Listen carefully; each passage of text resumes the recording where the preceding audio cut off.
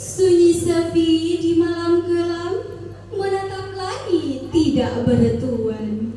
Izinkan kami mengucapkan salam untuk para hadirin sekalian. Assalamualaikum warahmatullahi wabarakatuh.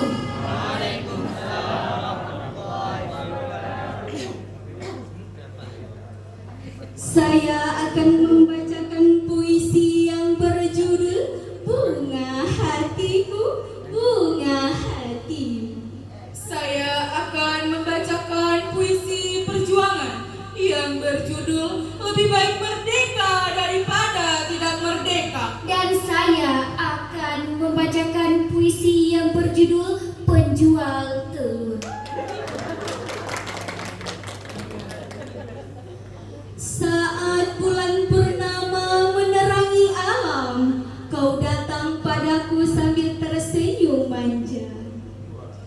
Kulihat samar-samar wajah